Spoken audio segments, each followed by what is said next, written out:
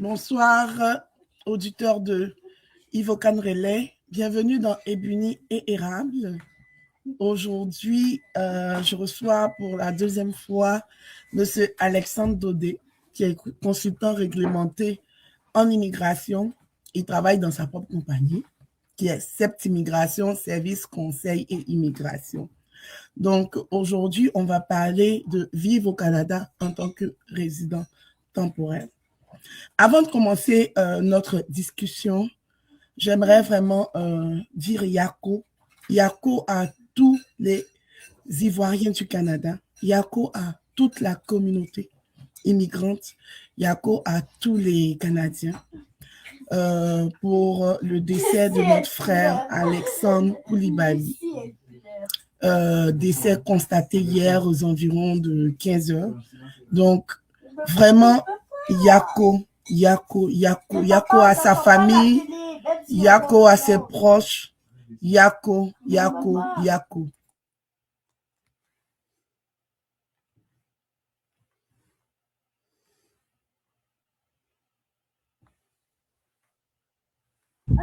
Et on va commencer avec notre invité, Alexandre, qui va se présenter. Oui, bonjour à tous et à toutes. Donc, c'est Septime Alexandre Dodé, consultant réglementé en immigration du Canada, d'origine ivoirienne. Et j'ai immigré au Canada depuis 2008 et je travaille comme consultant depuis 2021 que je suis autorisé à parler d'immigration. Je fais ça assez court parce que, comme vous le savez, on est tous en deuil. On a un de nos frères qui est décédé malheureusement. Encore une fois, ça arrive à un de nos frères déjà africain et en plus particulièrement ivoirien. Donc, ça touche vraiment toute la communauté. Et je profite aussi pour présenter mes sincères condoléances aux parents, aux proches. Et sachez que vous n'êtes pas seuls, ça nous touche tous et toutes parce que nous sommes tous immigrants dans ce beau pays. Voilà.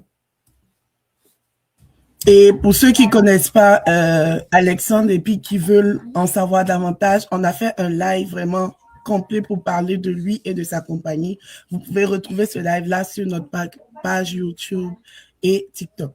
Donc là, on devait faire une discussion avant de rentrer dans les cas pratiques, mais on a reçu assez de, pas beaucoup de cas, mais on veut vraiment essayer de répondre le plus juste possible, le plus légal possible, et ce que lui peut dire en tant que consultant, parce que lui, c'est son travail. Donc, on ne va pas vraiment tout faire comme si vous êtes en consultation. Pour tous ceux qui veulent vraiment approfondir et tout, ces coordonnées passent en bas, vous pouvez toujours le contacter. Donc, Alexandre, je vais faire mon premier cas.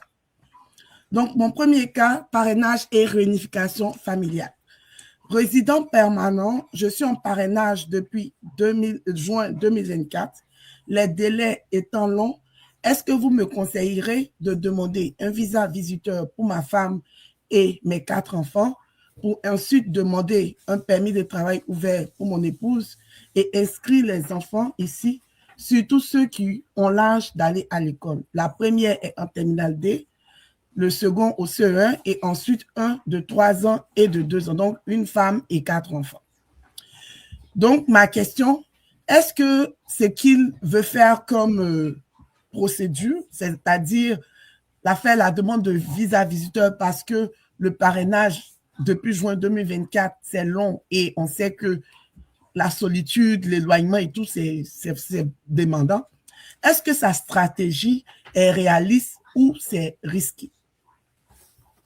D'accord, merci pour ce premier cas. Est-ce que c'est réaliste ou risqué? C'est très réaliste, vraiment très réaliste. Par contre, il faut s'assurer de remplir les conditions. Donc, parmi tant d'autres, déjà savoir son parrainage est à quel niveau, dans le sens où est-ce qu'il a déjà reçu la confirmation que son parrainage est valide, dans le sens où lorsqu'on dépose une demande de parrainage, il y a des vérifications préliminaires qui sont faites par IRCC.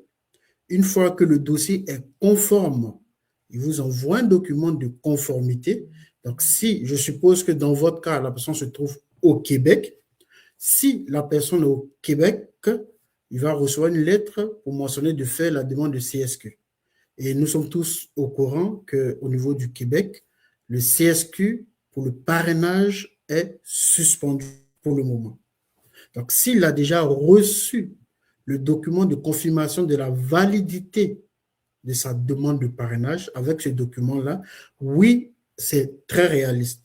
Par contre, il faut respecter aussi les conditions d'obtention du visa visiteur pour sa femme et ses enfants. Donc, les preuves financières, par exemple, démontrer qu'ils vont retourner dans leur pays, parce qu'il y a ce qu'on appelle toujours la double intention. Donc, c'est s'assurer d'avoir respecté toutes ces conditions-là. Et oui, si tout est respecté comme il se doit, sa stratégie est très réaliste parce que je fais cette stratégie-là avec mes clients et ça fonctionne. La deuxième question pour le même cas, je pense que tu as répondu un peu. Quels sont les critères de réussite ou de refus? Donc, je pense que tu as dit, s'ils respectent tout, ça va passer. Mais donc, quels sont vraiment un petit détail pour, par exemple, les refus?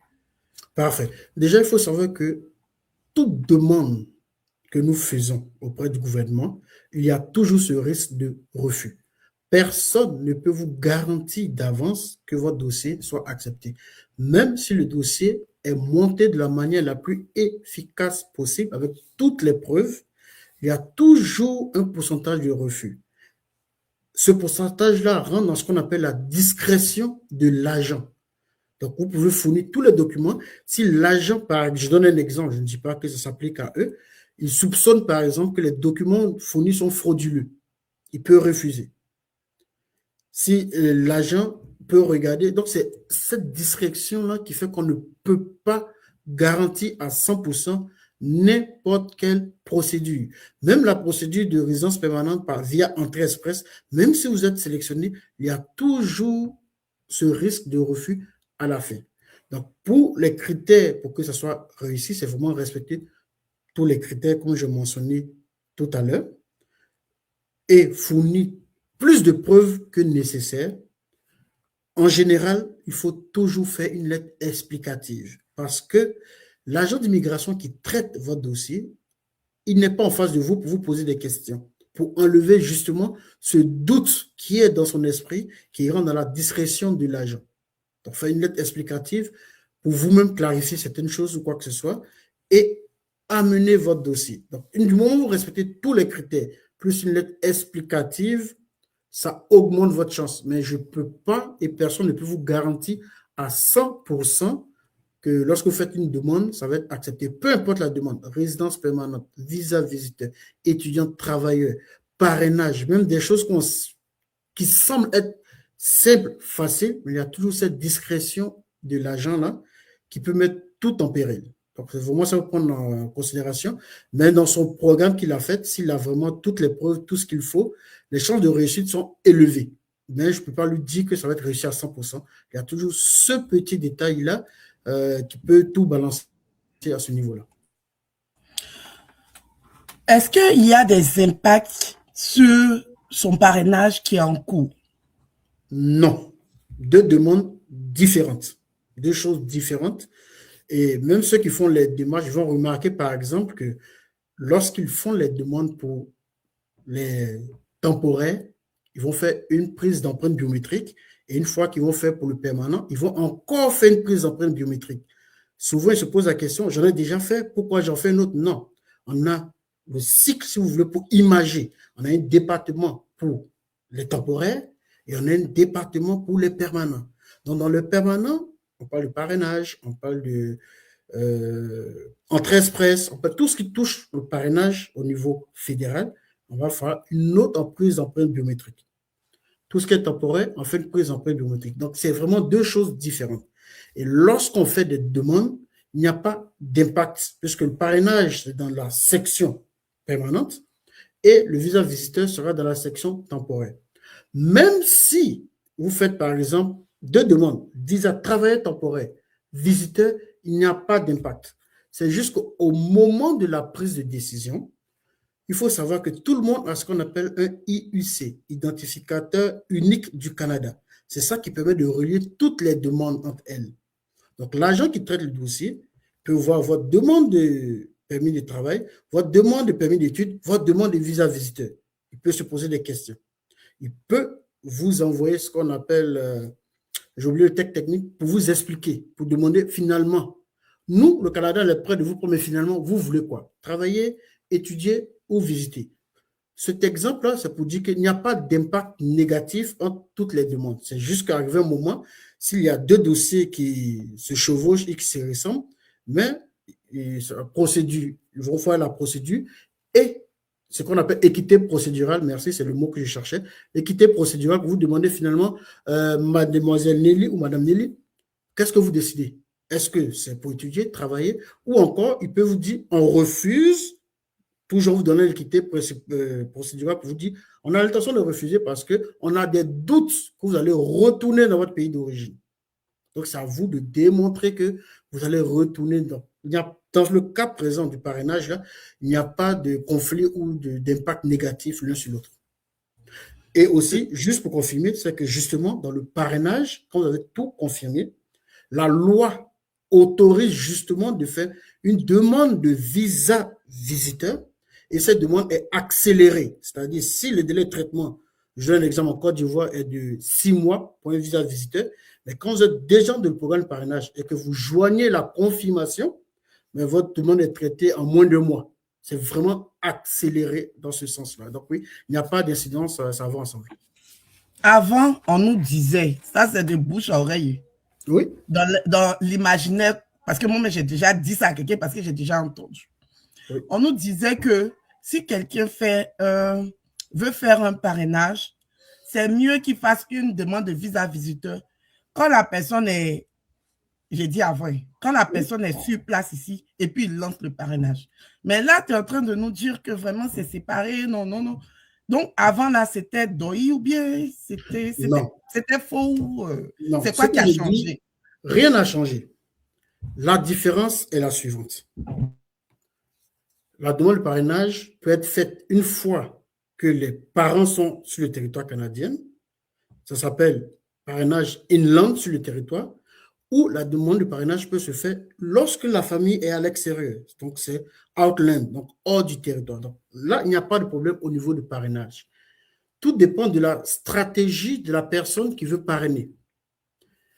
La différence entre la famille qui est hors Canada et la famille qui est au Canada, c'est que ceux qui sont déjà au Canada, la conjointe ou le conjoint auront rapidement le permis de travail ouvert, qu'on s'appelle permis de travail ouvert transitoire, ils l'auront facilement. Ceux qui sont au Canada, mais c'est en 2 étapes. Il faut faire visa visiteur d'abord.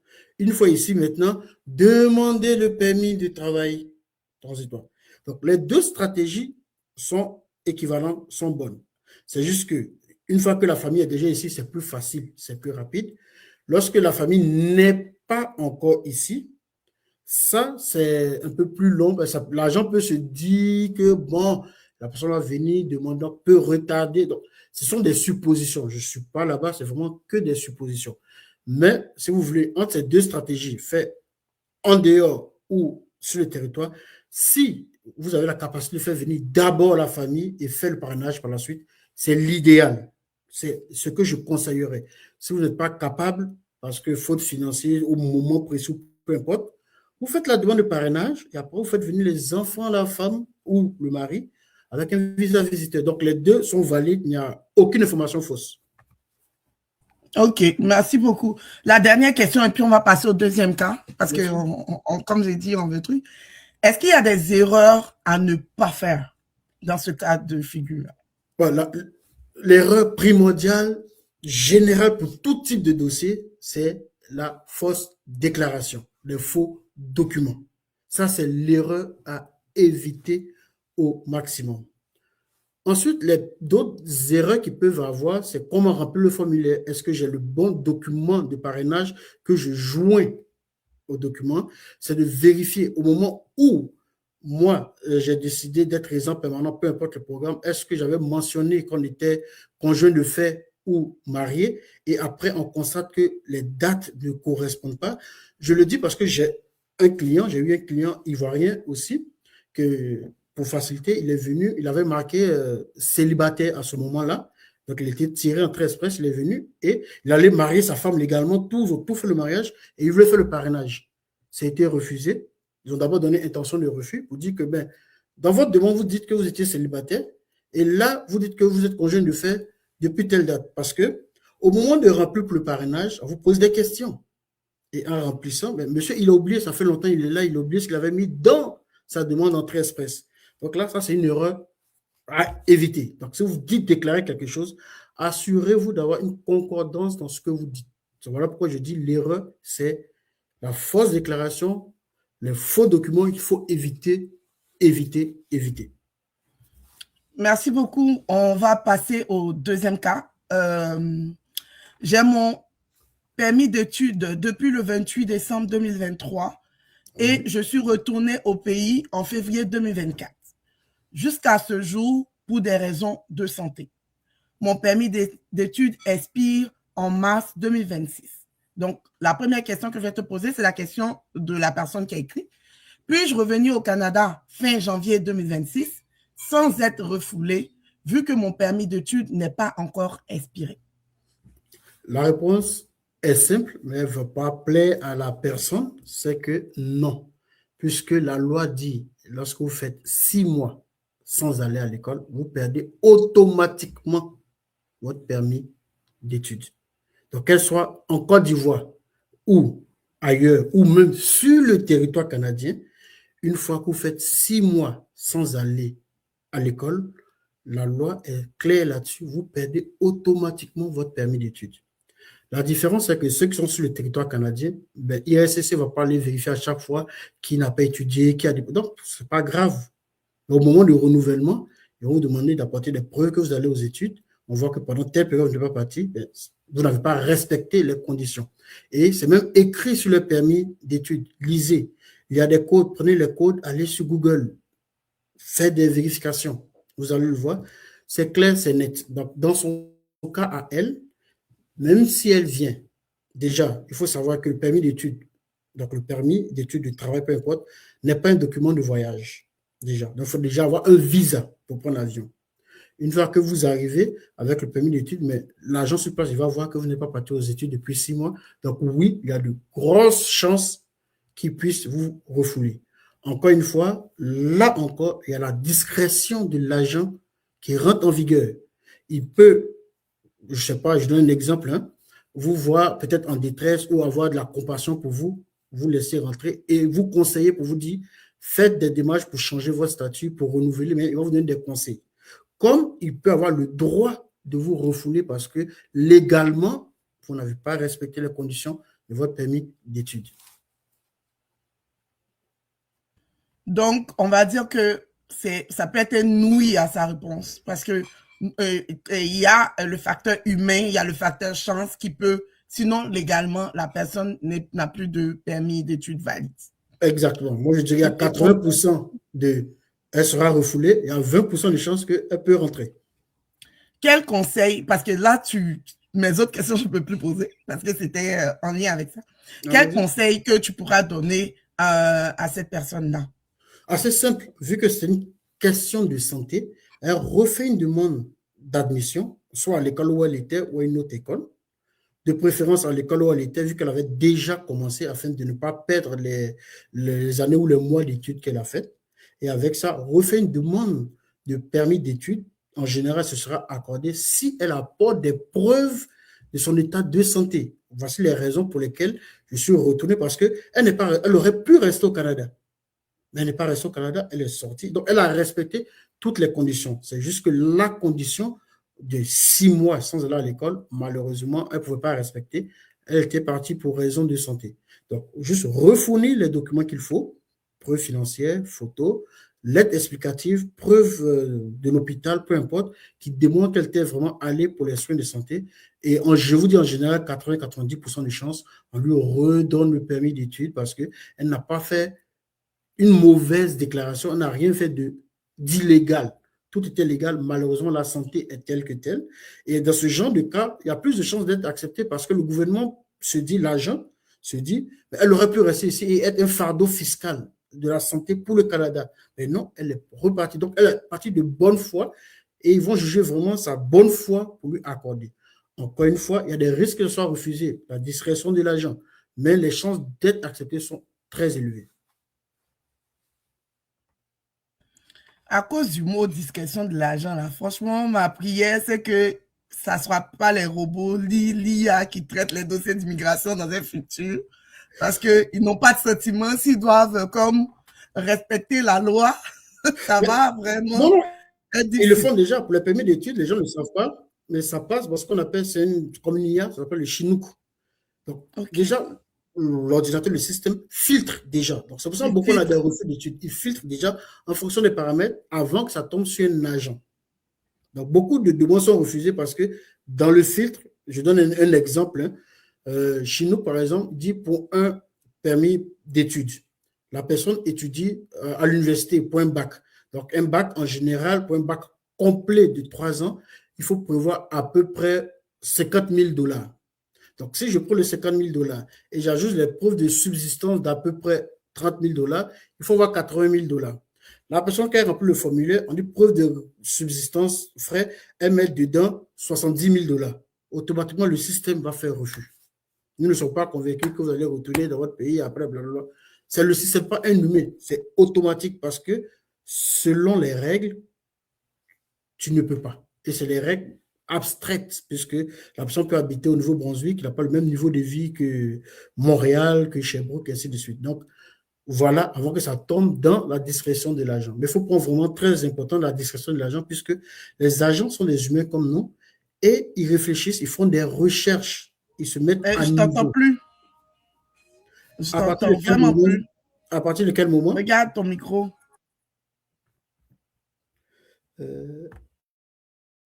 Et là? À partir de quel moment? À partir de quel moment? À partir du moment où tu parlais de Chinook, le système Chinook qui vraiment fait déjà le tri là. Exactement. Donc, qui trie déjà et avant que ça tombe sur un agent d'immigration qui, lui, va jauger le dossier avec sa discrétion. Et souvent aussi, on ne se rend pas compte, c'est qu'il y a des quotas. Donc, si on est rendu au mois d'avril, le quota est atteint, mais l'agent d'immigration, même s'il veut vous ajouter, il ne peut pas. Il sera obligé de refuser votre dossier. Pas de gaieté de cœur, mais il y a des règles, il y a des quotas à respecter aussi. Donc, ce sont des informations souvent qu'on ne prend pas en considération, mais malheureusement, ça joue beaucoup dans nos différentes demandes. Merci beaucoup. Troisième catégorie, la personne avait juste laissé un thème. Donc, moi, j'ai cherché des questions en lien.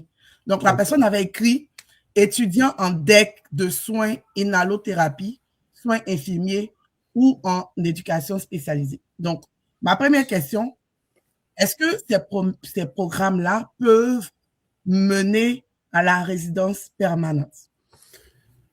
La réponse est oui, comme tu le dis. Parce que simplement, ça va dépendre de la province. Si on est au Québec, dans la province du Québec, tout ce qui est permis d'études, que ce soit DEC, université, DEP, maîtrise, pour la résidence permanente, on est obligé de passer par le programme de sélection des travailleurs qualifiés. Et ce programme-là demande d'avoir au minimum 12 mois d'expérience de travail. Donc, le NOUI, le N du NOUI, c'est le Québec. Si la personne est au Québec, la réponse est non. Ce ne sera pas accessible à la résidence permanente parce qu'il faut passer par l'expérience de travail. Jusqu'en date d'aujourd'hui, vu qu'on n'a pas d'autres programmes, on a un seul programme qui est le PSCQ, le programme de sélection des travailleurs qualifiés. Par contre, si la personne a fait ce programme en Ontario, au Nouveau-Brunswick, il faut respecter les règles de ces provinces-là pour obtenir la résidence permanente. Donc oui, c'est faisable dans d'autres provinces. Au Québec, pas encore. D'où ma réponse, le oui. Autre question, changement récent au Québec, parce que quand moi, quelqu'un parle de DEC, je sais que DEC, c'est un diplôme québécois. Donc, je me mets en même temps au Québec. Donc, changement récent au Québec. Est-ce que étudier en DEC dans ces choses que j'avais citées là, quelles sont qu'est-ce que ça change? Parce qu'on sait que le PEC, qui était le programme d'expérience québécoise, permettait à des gens qui avaient fait le DEC 1800 heures, ou même pas 1800 heures, mais qui avaient fait aussi un ASP pour compléter, qui pouvaient passer par cette voie d'accès-là à la résidence. Aujourd'hui, on nous dit que le PEC est fermé. Est-ce que étudier au DEC est encore attractif pour des gens qui visaient la résidence permanente? Pour toute personne qui visait la résidence permanente via les études, peu importe le niveau, DEC, licence, maîtrise, baccalauréat, doctorat, au Québec, oubliez la résidence permanente automatiquement après vos études. Le programme PSQQ, programme de sélection de travailleurs qualifiés, c'est le seul programme actuellement où tout le monde passe. C'est ce qu'il y a d'autres programmes pour les investisseurs, pour les entrepreneurs, ça c'est d'autres programmes à part. Je parle des travailleurs qualifiés, temporaires et étudiants. Au Québec, à cause de ce programme-là, quand vous finissez les études, vous êtes obligé de travailler minimum 1 an. Pourquoi je dis minimum 1 an? Ça va dépendre dans quelle catégorie d'emploi vous êtes.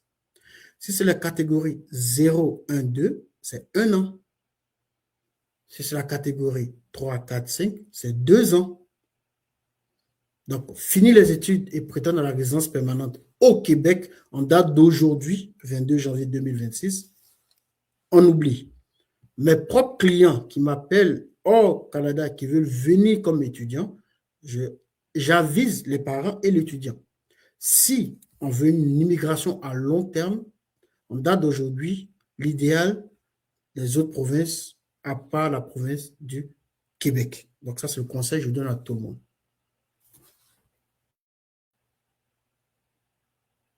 Merci pour le conseil. Pour les personnes qui étaient déjà inscrites, donc on sait, toi et puis moi, qu'il y a des marches depuis la fermeture du PEC pour des gens qui veulent une clause grand-père qui va permettre à ceux qui sont rentrés vraiment jusqu'à avant la fermeture de pouvoir être, je vais dire, jugés en griffe ou favorisés par l'ancien système pour qu'ils puissent bénéficier de la voie d'accès au PEC. Pour des gens qui étaient rentrés, où tu n'as pas pu leur dire laisser tomber et tout, ils sont déjà là. D'autres viennent de finir, d'autres sont en train de finir. C'est quoi qu'ils peuvent faire? Je ne sais pas si tu comprends ma question. C'est quoi la suite? Je parle vraiment pour des étudiants dans cette situation-là au Québec. Parfait.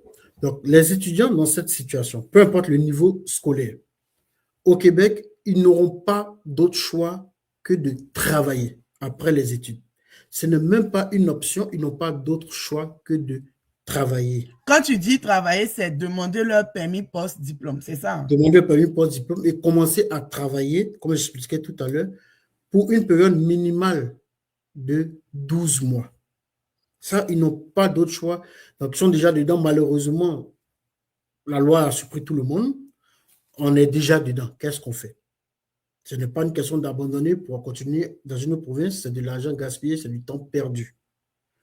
L'idéal, c'est de rechercher un emploi, de préférence catégorie 0, 1 ou 2. Si par chance, vous avez la catégorie 3, pardon, oui, 0, 1 et 2, là, c'est juste en gros, là. C'est quoi? OK.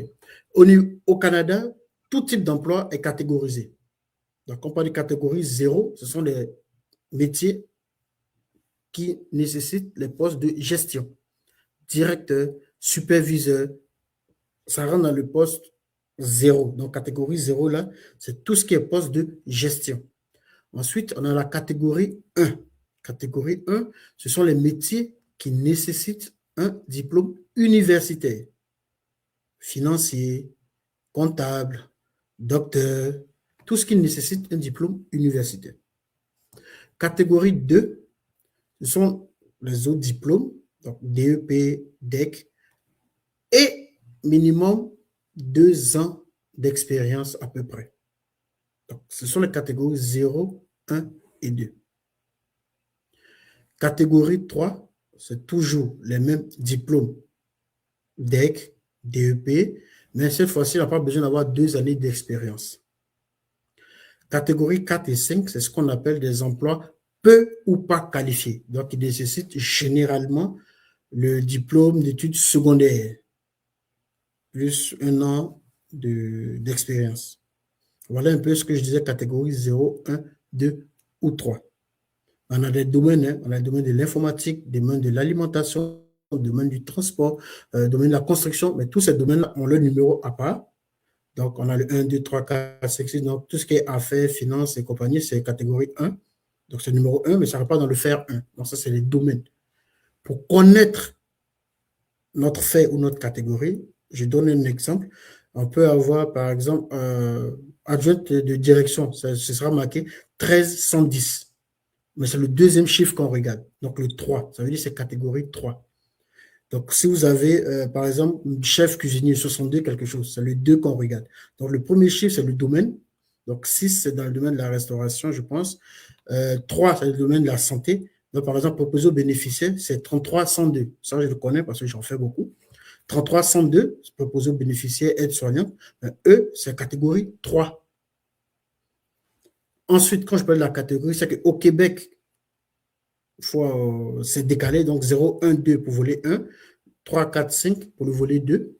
Mais au niveau du fédéral, expérience canadienne par exemple, c'est catégorie 0, 1, 2, 3. Donc quelqu'un qui est dans le volet 3, au Québec, il lui faut 24 mois. Au Canada, il lui faut 12 mois. Donc ceux qui sont dans le volet 3, ils peuvent jouer et au Canada et au Québec, mais au Canada, ça rentre facilement. Au Québec, mais il faut 24 mois d'expérience. Donc, c'est des petits détails à regarder lorsqu'on postule. D'où je parlais des différentes catégories à vérifier. Mais pour les étudiants, encore une fois, qui sont déjà là, au Québec, qui veulent rester au Québec et je parle ailleurs, même s'ils vont ailleurs, ils ont déjà étudié ici. Pour le Québec, il faut travailler au moins 12 mois. Et en fonction du travail que vous allez faire, ça peut vous mener rapidement à la résidence permanente ou pas, soit par entrée express, programme d'expérience canadienne, soit par le PSTQ, programme de sélection de travail qualifié. Ça va, vous m'entendez toujours? Merci. Oui, je t'entends, 565. Merci, tu as bien expliqué. Il y avait quelqu'un qui avait dit, parler du volet 3 pour dire que les decks qui sont dans les métiers réglementés par un ordre n'ont pas besoin d'expérience selon lui. S'il pense donc selon lui. Et moi, je suis allé googler le temps que tu parlais et non, il n'y a pas de dispense dans le volet 3 pour une expérience professionnelle. Il n'y a pas de dispense d'expérience Juste pour vous rappeler, si on regarde les volets, il y a 4 volets. 1, 2, 3, 4. Mais les 4 volets se retrouvent dans le volet 1 ou 2. 3 et 4, ce sont les métiers réglementés ou les endroits qui sont recherchés, informaticiens, intelligence artificielle. Mais tout ça, ça va dépendre du faire 0, 1, 2, 3. Ça va vous ramener au volet 1 ou 2. Donc, il y a 4 volets officiellement qui ramènent aux 2 volets 1 ou 2 parce que c'est là qu'on regarde votre faire, votre catégorie CNP. Les gens qui veulent poser des questions, on avait pris les questions auparavant. Donc, vous pouvez poser des questions dans les commentaires. Si notre temps imparti est écoulé, on va envoyer les questions à Alexandre. Il va les répondre par écrit et on va les poster au fur et à mesure sur la page. Vraiment, désolé pour les gens dans les commentaires qui voudront. C'est l'option que je vous propose pour ne pas faire peut-être 3-4 heures de live. Parce que je sais que l'immigration, c'est un sujet qui intéresse. Je vais faire un autre cas. Okay. Est-ce qu'il y a un plan B possible pour un étudiant d'anticiper une procédure pour une résidence permanente, sachant qu'il a un niveau de licence 3 dans son pays d'origine et qu'il est établi au Québec depuis moins de 2 ans, avec seulement 1 an d'expérience de travail dans son pays et moins d'1 an également ici. Il y a toujours possibilité il est venu ici comme étudiant. OK. C'est sûr qu'il y a toujours possibilité de voir un plan B, C ou D, Mais c'est une question d'abord, parce que là, j'ai quelques informations, je passe au profil au complet. Vous allez remarquer que les consultants réglementés ont fait toujours ce qu'on appelle une consultation initiale. Cette consultation nous permet de connaître le profil complet du client et on peut mieux le guider. Donc là, dans ce qu'il me dit, est-ce qu'il y a un plan B possible parce qu'il est venu, il avait une licence 3 dans son pays d'origine, ça a fait moins de 2 ans, il est au Québec, il a seulement une année d'expérience dans son pays, mais l'année d'expérience qu'il a dans son pays, est-ce que ça rentre dans quel type de catégorie? 0, 1, 2, 3, 4, 5? Est-ce que ça rentre dans tel ou tel programme pour mieux le guider? Donc, il y a déjà ça. Ça se peut que tout ce qu'il a fait dans son pays d'origine ne serve pas, malheureusement. Maintenant, le 1 an qu'il a fait ici, c'est dans quel type de catégorie? Quel programme on peut regarder pour lui? Est-ce qu'il faut qu'il améliore son profil? Est-ce qu'il a fait un test linguistique? C'était quoi ses résultats? Est-ce qu'on peut améliorer ses résultats linguistiques? Est-ce que dans tel programme, il a fait l'équivalence de ses diplômes? Donc, il y a beaucoup de questions dans ce cas qui font que je ne peux pas répondre oui ou non, mais est-ce qu'il y a des plans B? Il y a toujours des plans B, C, D en matière d'immigration. La question à se poser, c'est est-ce que je peux remplir les conditions d'accessibilité au plan B, C, D? Est-ce que je suis prêt à faire des concessions pour atteindre ces obligations du plan A, B, C, D? Donc, il y a tout cela à prendre en considération. Donc, en gros, c'est mieux que la personne qui est dans ce cas-là contacte un consultant. Ça peut être Alexandre, ça peut être un consultant, mais moi, je dis insister sur réglementer.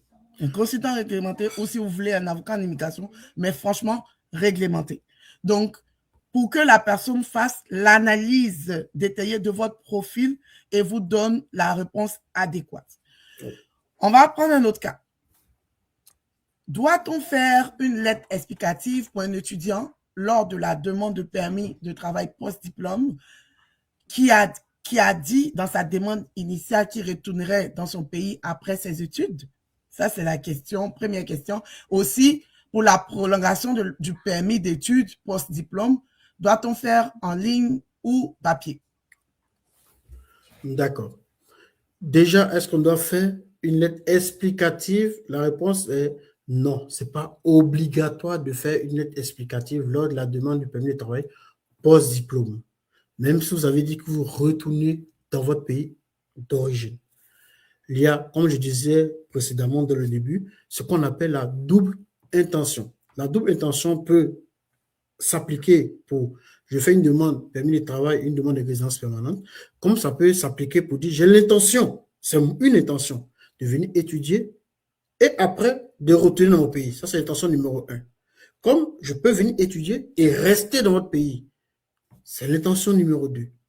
Donc, c'est une double intention et jusqu'à date d'aujourd'hui, hein, ça fait 5 ans que je travaille à temps plein dedans, je n'ai pas encore vu un refus de permis de travail post-diplôme parce que la personne n'est pas retenue. Moi-même, j'ai dit que je retenais après mes études.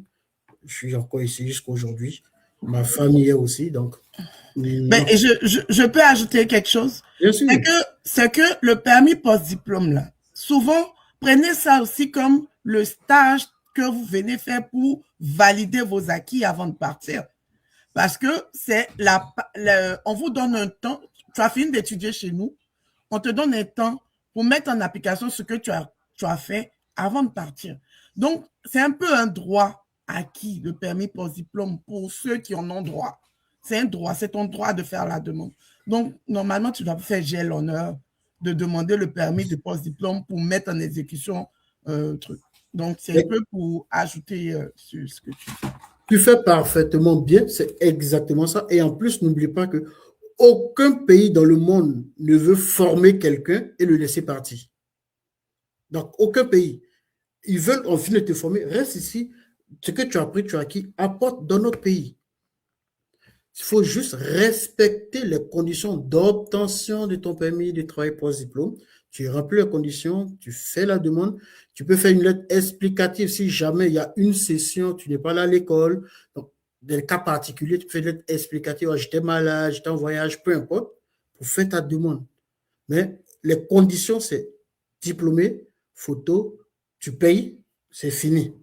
Le reste, c'est juste des ajouts pour gonfler son dossier. Et puis la deuxième question, est-ce que la personne parle de prolongation de permis d'études post-diplôme peut se faire en papier et en ligne. Moi, dans ma tête, prolonger un permis post-diplôme, c'est exceptionnel. Souvent, quand ton passeport est presque expiré. Sinon, et puis aussi, je sais que toutes les demandes, c'est en ligne qui est privilégié. Peut-être que je me Exactement. trompe. Exactement. Il y a certaines demandes qui se font encore format papier, mais pour prolongation de permis d'études, comme tu as dit, il faut faire une distinction. J'ai fini mes études de 3 ans, j'ai un permis post-diplôme de 3 ans. Si mon passeport finit avant les 3 ans, j'ai le droit de demander le reste du temps qui me reste. Mais si j'ai fini mon temps de post-diplôme, je ne peux pas prolonger mon post-diplôme. C'est sûr qu'il y a des exceptions dans certains cas parce qu'on peut le faire, c'est rare. De manière générale, tu as droit à 2 ans, on va te donner les 2 ans en fonction de ton passeport. Ton passeport finit après 1 an, tu as le droit, et c'est valable, et permis d'études post-diplôme, et permis de travail fermé. C'est pareil. Tu as le droit de demander ce qui te reste. Mais une fois que tu as utilisé tout ce que tu avais droit, tu fais une autre procédure à ce moment-là. Merci beaucoup. On va prendre un autre cas. Je suis au Québec. Je suis venu en tant que travailleur avec un permis de travail fermé. Mon contrat était de 3 ans. Mon contrat se termine bientôt. Et l'employeur, il dit qu'il n'a plus besoin de moi, donc il ne va pas renouveler mon contrat de travail. Quelles sont les options légales immédiates qui s'offrent à moi, vu que je ne veux pas retourner? Moi, je suis venue ici, ça fait 3 ans. J'ai comme bâti ma vie ici. C'est quoi que je peux faire? D'accord. Premièrement, n'oubliez jamais comment vous êtes venu, dans le sens où je suis venu pour un permis de travail fermé. Et tu avais un contrat, c'est bien écrit dans le contrat, tu viens de travailler pour 3 ans, après tu retournes chez toi. Je suis venu pour étudier. Je suis venu étudier, après ça, tu es censé retourner chez toi. Donc, première chose, ne jamais oublier comment on est venu. Ensuite, l'idéal, c'est de savoir, d'avance, c'est vraiment de savoir d'avance, est-ce que l'employeur va renouveler ou pas. On sait qu'il ne renouvelle pas, et c'est son droit. Il a respecté ses ententes de 3 ans, de 4 ans, de 10 ans, peu importe, il a respecté avec toi. Il ne veut pas prolonger. Légalement, après ça, la loi dit, bon, tu as fini ton travail, retourne chez toi. C'est la même chose, tu as pris une servante, tu as pris un employé, ça finit, il retourne. Maintenant, toi, étant donné que tu sais qu'il ne va pas renouveler, premièrement, il faut d'abord accepter le choc. C'est un choc psychologique, ça, parce que ça touche tous tes plans futurs, ça touche ta vie au complet. Accepter le choc, respirer, prendre le temps, 1 jour, 2 jours, pour digérer l'information. Information digérée. Le conseil que je donne, regardez avec un consultant réglementé pour voir les perspectives qui s'offrent à toi. Tu as déjà le temps nécessaire pour te trouver un nouvel employeur. Tu as déjà travaillé pendant 1 an, 2 ans, 3 ans. Regardez les perspectives pour ta résidence permanente. Regardez quel autre programme qui peut s'appliquer à toi. Donc, si tu es tout seul, ça s'applique à tout seul. Si tu es avec femme et enfant, les enfants, je ne compte pas, ils sont mineurs. Donc, eux, je ne compte pas dans l'équation. Femme et monsieur, ou femme-femme, ou homme-homme, je ne connais pas l'orientation sexuelle de tout et chacun. Mais c'est que celui qui avait le permis de travail fermé, ça veut dire que l'autre avait un permis de travail ouvert. Dans le sens où on sait que ça va finir dans 3 mois, dans 2 mois, vous deux cherchez automatiquement un emploi. Et lorsque vous faites ces recherches d'emploi-là, la priorité qui doit rester dans votre esprit, c'est je dois tout faire pour avoir un statut valide. Pourquoi je dis ça? Je peux être là aujourd'hui embauché comme informaticien. Mon contrat finit dans 6 mois ou dans 3 mois. Je sais que l'employeur ne renouvelle pas. Mais je vais aller chercher un emploi, peu importe le type d'emploi. Je ne vais pas me rester dans informaticien obligatoirement. Ce sera informaticien. général, il n'y a pas de problème, je vais maximiser dessus.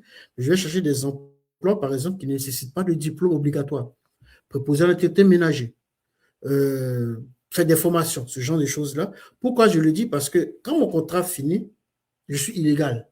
Donc, ma priorité, c'est d'être légal. Donc, même si j'étais informaticien, je cherche un emploi, peu importe, je deviens, par exemple, entretien ménager pour 1 an. Mais pendant que j'ai entretien ménager pour 1 an, c'est que je suis encore légal. Mon épouse aussi. Pendant que je suis entretien ménager, je continue de faire des recherches d'emploi en tant qu'informaticien. Parce que entretien ménager, c'était pour garder un statut valide, légal. Donc, dans ton exemple que tu donnes, c'est vraiment de mettre en place une stratégie en fonction de ton profil. La stratégie que je vais mettre en place avec un individu célibataire n'est pas la même procédure que je vais mettre avec un couple, avec ou sans enfant. Ce n'est pas la même procédure que je vais mettre en place entre il travaillait dans un fer 0, 1, 2, 3, 4, 5. Donc, tout ça rentre en considération, c'est de mettre en place des solutions rapides, dans le sens où mon statut va finir, qu'est-ce que je fais? Ensuite, comme je dis, en immigration, il ne faut jamais, jamais paniquer. Sinon, vous allez faire du n'importe quoi, c'est là, ça va créer des problèmes après. J'ai cherché de l'emploi, je n'ai pas eu, il me reste 10 jours. Qu'est-ce que je fais? Je sais que dans 10 jours, je ne peux plus travailler, donc je n'aurai plus d'argent qui rentre, je le sais, c'est un fait. Ça, je le savais depuis 6 mois en arrière. Je fais quoi pour rester légal? Je vais attendre déjà de déposer une demande de fiche visiteur. La fiche visiteur, c'est sûr que je ne pourrai pas travailler. De toute manière, à la fin de mon contrat, je ne peux pas travailler. Je fais demande de fiche visiteur. Pourquoi cela? Premièrement, il faut le faire quand il reste 10 à 5 jours avant la fin de ton séjour. Pourquoi ce petit délai-là? Il peut y avoir des problèmes informatiques, il peut y avoir... Donc, on se garde une réserve de 10 à 5 jours. En général, moi, je dis 2 semaines. Quand tu déposes, le système informatique va te donner une accusée de réception.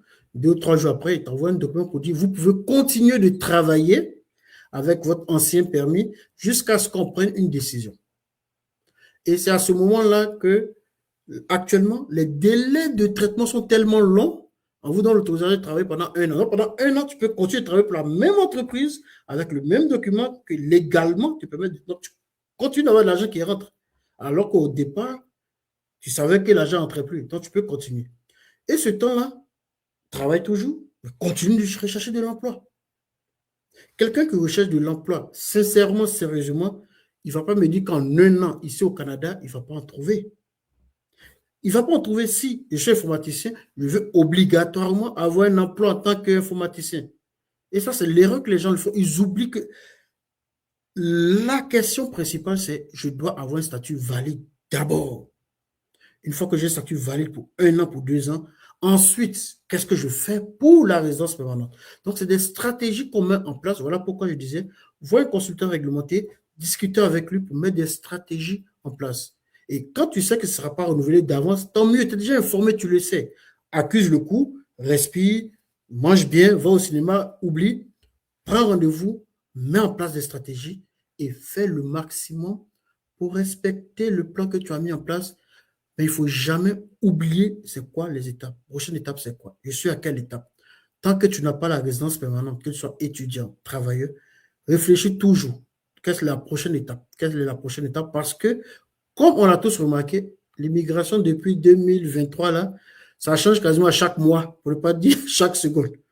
Donc, il faut être toujours à jour et ça peut nous arranger comme ça peut nous déranger. Quelqu'un qui demande un permis de travail aujourd'hui, vu que les délais sont longs, il est fâché. Il dit, mais ça fait 2 mois, tout le monde ne me donne pas. Mais celui qui est ici, que son permis a eu échéance et qu'on lui dit, tu as 1 an encore pour travailler avant que donne la fiche, lui, il est content qu'il y ait des délais longs. Donc, on ne sera jamais tous contents pour les délais de traitement. Ça arrange d'autres, mais ça dérange d'autres aussi. Donc, c'est un peu, j'ai parlé beaucoup, mais c'est vraiment l'idée générale dans ce genre de situation-là. Merci beaucoup. Et puis, tu as dit quelque chose que je veux appuyer. Franchement, on fait la rencontre aujourd'hui, 22 janvier 2026. L'immigration est changeante. Si dans 1 semaine, 2 semaines, par exemple, par miracle ou bien par bon sens, on revient, on réouvre le PEC, mais ne dites pas que nous, on avait dit le 22 que ça marche pas. Donc, c'est un peu pour revenir, pour dire aujourd'hui, là, notre live est fait avec les informations et les règles de janvier 2026. Un autre cas, étudiant étranger au Manitoba. Je suis arrivée au Manitoba et là, je suis dans l'incapacité de payer mes cours. Je veux me tourner vers un permis fermé d'un employeur. La question, c'est est-ce une bonne idée? Est-ce une bonne idée? Je ne pourrais pas dire oui ou non, mais c'est une idée, dans le sens où, déjà, il est conscient qu'il ne peut plus payer ses études. Ça, il le sait. Parfait. C'est maintenant de prendre les décisions. S'il est capable de trouver un employeur pour avoir un permis de travail fermé, vas-y, change ton statut et tu passes à la prochaine étape pour la résidence permanente. Est-ce que je dois changer d'employeur après? Est-ce que l'emploi que j'ai eu me permet de faire la demande de résidence permanente? Car c'est la loi d'immigration du Manitoba. Est-ce qu'il a le droit de changer? Oui, il a le droit de changer d'étudiant à travailleur permis fermé. Mais comme j'ai dit, chaque demande qu'on fait à l'immigration, il y a des chances de refus. Il y a des risques de refus. Donc, si ça a été approuvé, tant mieux. Il change, il continue à ce moment-là. Il est incapable de payer les coûts actuellement. Là, on avait déjà fait un live, une vidéo avec mon confrère aussi. On a expliqué. Tu peux demander exceptionnellement au gouvernement, écoutez, actuellement, je ne peux pas payer mes coûts parce que. Donc, je demande une suspension de mes coûts pendant 2, 3, peu importe. Ça s'appelle la demande permis de travail ouvert personnes vulnérables. Parce que là, tu es en situation de vulnérabilité, tu ne peux plus payer tes coûts. Donc, il y a des solutions que le gouvernement a déjà mis en place avant de penser à un permis de travail fermé ou quoi que ce soit. Ça nous voit, est-ce que je suis éligible pour un permis de travail vulnérable ou pas? Je ne suis pas éligible, mais je peux regarder pour un permis de travail fermé. Donc, il y a toujours des petites astuces alternatives, mais toujours la possibilité d'informer, d'aviser le gouvernement pour éviter de se retrouver dans des cas à ce moment-là. Mais il y a beaucoup de paramètres à prendre en considération aussi, dans le sens où, bon, pourquoi tu n'es plus capable de payer tes études? Est-ce que ton garant est hospitalisé, est décédé, a perdu son emploi, ne veut plus même te financer? Ça se peut, il peut ne plus vouloir payer tes études. Donc, tout ça, ça rentre en considération pour l'obtention d'un permis de travail personne vulnérable et peut ensuite s'adapter en fonction de la situation de la personne. Donc, est-ce que c'est une bonne idée? C'est une idée. Bonne ou mauvaise, je ne peux pas le dire, mais c'est une idée qui n'est pas négligeable non plus. Admettons, hein, je me mets dans un cas hypothétique et je ne le souhaite pas du tout.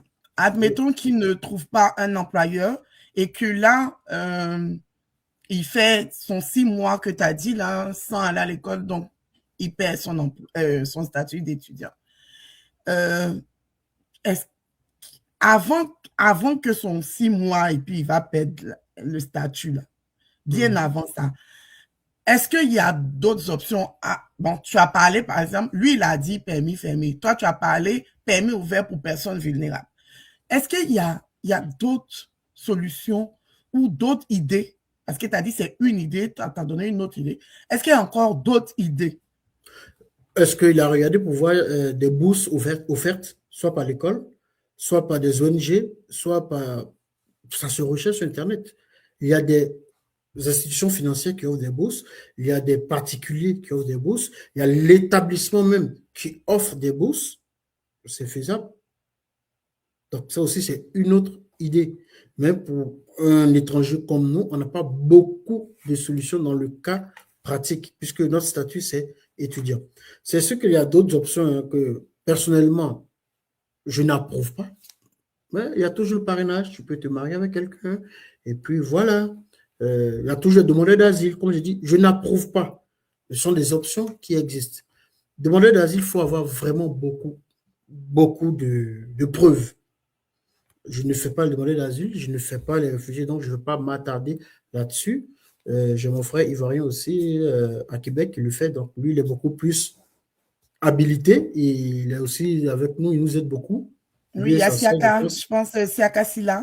Exactement, M. Siaka Silla, oui. Et puis sa sœur qui est avocate aussi, je pense. Oui, Koulibaly Fanta. Exactement, ils font du bon travail là-dedans. J'envoie souvent Ouais. mes clients, je les envoie là-bas, je ne fais pas et je ne veux pas rentrer là-dedans. Pas que je ne connais pas, je connais, mais je ne suis pas habilité, je n'ai pas les autorisations, je ne rentre pas, je préfère guider vers des personnes habilitées qui peuvent mieux accompagner dans ce sens-là.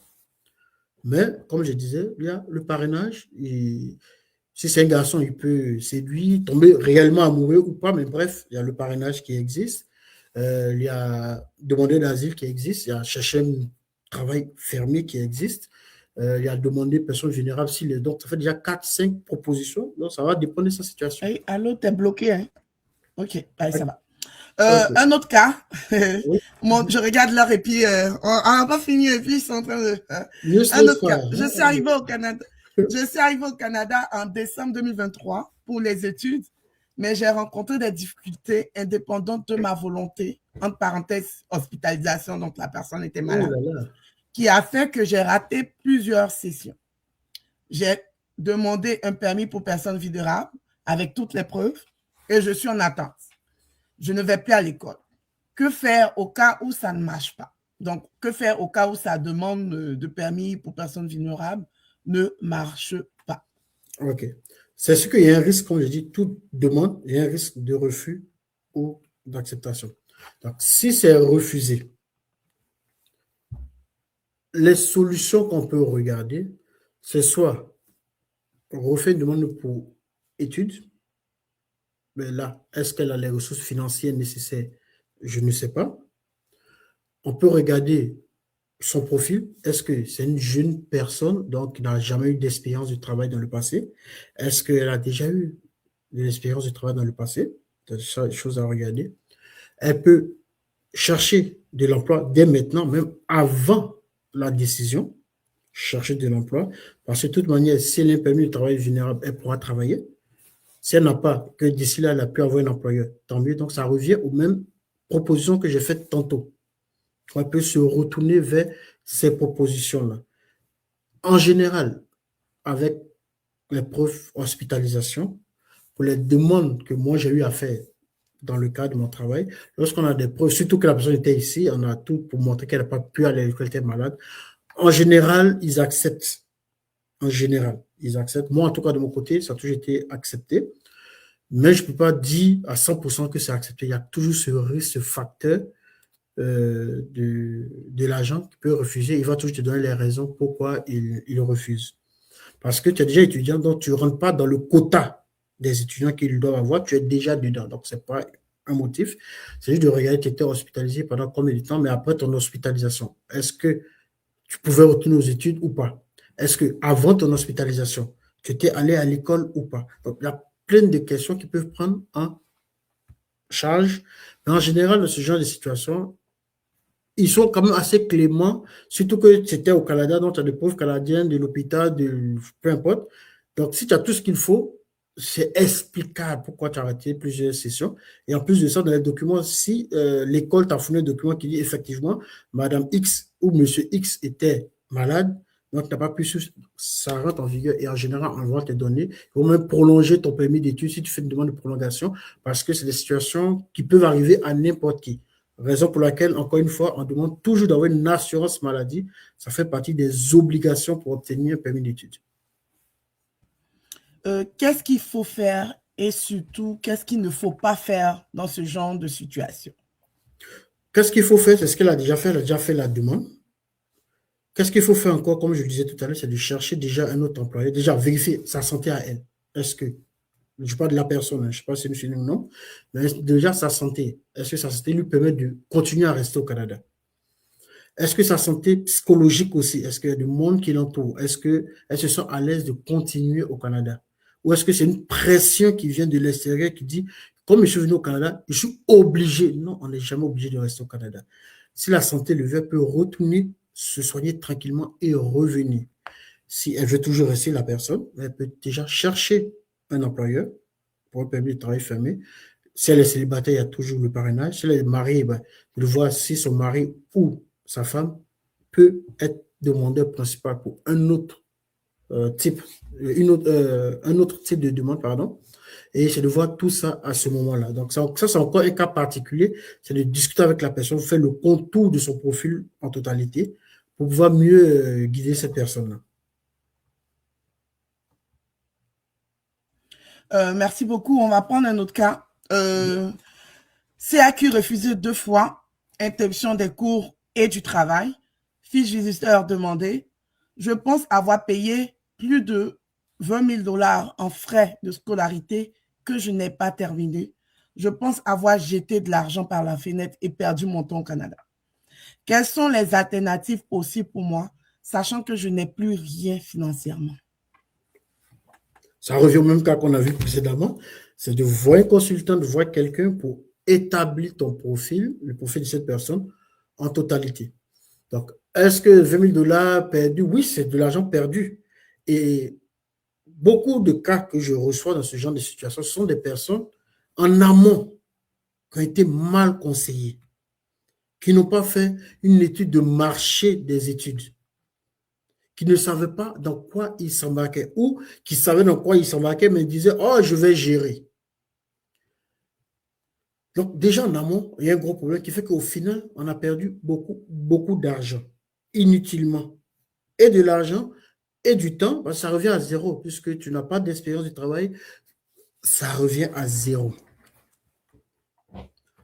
Pour mieux aider cette personne, déjà, c'est de refaire son profil, de regarder ses perspectives pour le Canada. Souvent, ce n'est pas obligatoire de rester au Canada. On peut faire ce que je dis avec un repli stratégique. Je peux retourner en Côte d'Ivoire, au Gabon, peu importe, travailler pendant 2 ans, je refais mes papiers, je reviens tranquillement. On a l'impression que c'est perdu, mais non. Tu es venu, tu as déjà acquis de l'expérience ici. Tu peux retenir en Côte d'Ivoire ou dans ton pays d'origine ou ailleurs, aller chercher 2 années. Tu te mets un plan d'action sur 2 ans. Pendant ces 2 ans-là, c'est pour aller chercher l'expérience professionnelle. J'aurais pu dire 1 an, mais 1 an, ça diminue nos chances. À partir de 2 ans, nos chances sont plus élevées. Je connais le Canada, je connais comment ça fonctionne, je connais les études, le boulot, j'ai déjà une bonne expérience. Je prends ça. Déjà, parce que tu es au Canada, en retournant au pays, tu as plus de chances d'avoir un meilleur poste, déjà. Ils ne sont pas obligés de connaître tes déboires au Canada. Tu peux leur dire simplement que tu en avais marre de l'hiver, peu importe, tu as acquis ce que tu veux acquis, tu es revenu. Ils ne sont pas obligés de savoir que tu es parti pour les études. Tu es parti 3 ans. Oui, j'ai travaillé pendant 3 ans, tel affaire, où tu as travaillé réellement. Tu retournes. Peut-être qu'en retournant, tu auras eu une meilleure vie même qu'au Canada. Le Canada, là, oui, c'est l'Eldorado pour beaucoup, mais pas pour tout le monde. J'ai des promotionnels avec des venus depuis 2000-2008. Aujourd'hui, ils sont à Abidjan, ils ont des postes, ils sont heureux, mais largement heureux. Ils gagnent plus que moi. Donc, ce n'est pas une fin en soi de venir au Canada. Mais la réalité est que, OK, là, comme la personne qui écrit, c'est que la personne a déjà fait une introspection. C'est déjà parfait. Prends le temps, assieds-toi avec quelqu'un qui s'y connaît, vous discutez, vous regardez le programme d'immigration actuel valide. Est-ce que ça s'applique à moi? Comment ça s'applique à moi? Qu'est-ce que je peux faire? Et voilà. Merci. On va prendre notre dernier cas qu'on avait reçu et puis je vais te demander une doléance pour les 5-6 questions dans les commentaires. Je Parfait pour moi. m'arrête. Ouais, c'est ça. Donc, mon dernier cas. Étudiant en 4e session dans une université canadienne.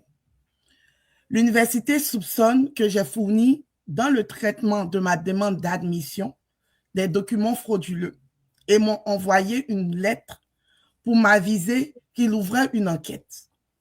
J'ai procédé à mon immigration via une agence qui dit que les documents sont authentiques. Je stresse et je ne sais pas quoi faire. Première question, quels sont les risques réels si, à la fin de l'enquête, l'université dit que les documents sont frauduleux? Bonne question. Déjà, ce n'est pas l'immigration, c'est l'université. Donc, ça va dépendre de ce que l'université décide. Si je donne un exemple factice, ils ont fini, ils trouvent que c'est frauduleux. L'université peut décider de juste vous chasser de leur université et ça s'arrête là. L'université peut décider, un, de vous chasser, deux, de le dire à l'immigration. Là, ça devient problématique.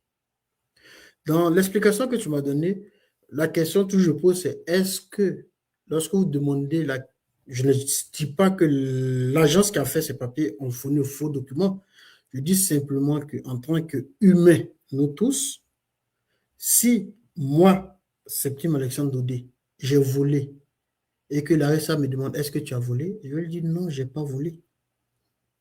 C'est clair, elle n'a pas de preuve. Moi, si je connais la preuve, je ne dis pas que cette agence-là a donné de faux documents. La question que je me pose, un, comment l'université a fait pour savoir que ce document est frauduleux? Deux, tu me dis que tu es à quatrième session. Quatrième session, ça dépend. Si tu fais 2 sessions par année, ça fait 2 ans. Donc, si ça fait 2 ans, au bout de 2 ans après que l'université commence à regarder ton dossier, c'est que soit ils ont eu quelqu'un leur a dit quelque chose, je ne sais pas. Il a dû avoir quelque chose pour que l'université regarde. Est-ce que c'est parce que, encore une fois, en griffe, les documents qu'ils ont reçus provenaient d'une liste de personnes frauduleuses? Je dis ça parce que je suis aussi consultant pour une école ici à Sherbrooke et il y a un agent, il n'est pas consultant d'immigration, c'est un agent de recrutement pour la même école qui fait les demandes d'admission et qui utilise les mêmes preuves financières pour toutes ces demandes. Et l'école ici a remarqué que c'est toujours les mêmes preuves financières pour plus de 20 personnes qu'ils ont reçues. Donc là, ils m'ont appelé pour me dire, mais est-ce que c'est normal? Je dis, je ne peux pas entrer là-dedans parce que je n'ai pas toutes les informations, mais une personne peut être garante de 20 personnes différentes qui n'ont aucun. Il y a des suspicions. Donc, dans ce cas de l'étudiant en question, c'est que l'université peut juste, s'il décide que c'est frauduleux vraiment, peut juste vous radier, donc vous avez perdu et argent et temps, vous n'allez plus continuer, donc c'est sûr que votre permis d'études va arriver à échéance, ou vous chasse et informe l'immigration. Là, l'immigration va commencer à aller faire d'autres recherches. Ça revient à ce que je disais toujours, il y a beaucoup d'agences qui pilulent partout dans le monde, partout dans le monde. L'immigration au Canada, il y a des registres pour vérifier si la personne est autorisée ou pas. Lorsqu'on dit autorisé là, les gens doivent comprendre que c'est pour eux-mêmes la sécurité. Ce n'est pas pour nous. Hein. Nous, tu peux demander à n'importe quel consultant réglementaire d'immigration du Canada, notre ordre de consultants là, ils ne font rien pour nous. Nous-mêmes, on se plaint parce qu'on paye chaque année, on paye, mais on n'a aucun retour parce qu'ils priorisent nos clients. Ils priorisent les plaintes. Ils font des recherches du tel, comment ça s'appelle, tel consultant. Est-ce qu'il donne les bons conseils? Est-ce qu'il est à jour? Donc, c'est plus contre nous, ces registres-là, que contre vous. Et en 2026, tout le monde a accès à Internet sur le téléphone. Telle personne dit les consultants. Vous prenez son nom, vous vérifiez. Telle agence dit, je travaille avec un consultant. Demandez le nom du consultant. Si l'agence ne veut pas vous donner, ça vous fait déjà un tilt dans la tête. Donc, c'est déjà vous de faire les vérifications, puisque le problème là, c'est le problème en amont.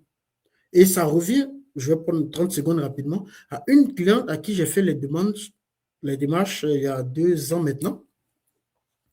Elle a donné toutes les informations qu'il faut. Hein. L'agence a fait la demande, ça a été refusé. Donc, c'est là qu'elle est revenue me voir pour que je fasse la demande.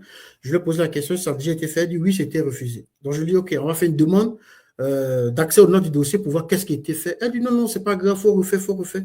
Donc, je l'ai cru sur parole, j'ai refait la demande. Là, je reçois interdiction du territoire de ma cliente. Donc là, je suis surpris parce que tous les documents donnés sont vrais, véridiques. J'ai vérifié. Je dis, OK, madame, cette fois-ci, on va demander le nom du dossier. Donc, elle donne l'autorisation, elle signe le document, j'envoie à l'immigration, je reçois. Elle avait déjà reçu l'interdiction du territoire depuis sa première demande avec l'autre agence pour documents frauduleux. Et ça faisait déjà 1 an que ça avait été fait. Donc, je lui ai renvoyé le rapport, je lui ai regardé le rapport. Voilà ce qui est marqué dans votre dossier, c'est-à-dire, peu importe la demande que vous aurez faite, étudiant, visiteur, ça aurait été refusé automatiquement parce que vous êtes interdit du territoire pour documents frauduleux. Donc là, elle m'explique, mais elle a donné tous les bons documents. Je dis, je suis d'accord. Mais si c'est quelqu'un qui rentre les informations à votre place, si c'est quelqu'un qui a accès à votre dossier, est-ce que vous savez quel document additionnel que cette personne ajoute? Nous, les consultants, on est obligés de garder les documents de nos clients, même si vous n'êtes plus client avec nous, minimum 5 ans dans nos archives.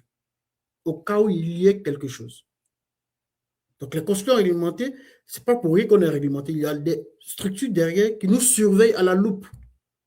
À la loupe, ils peuvent même demander mon code bancaire pour vérifier est-ce que je fais vraiment la distinction entre les comptes clients. Ça se fait.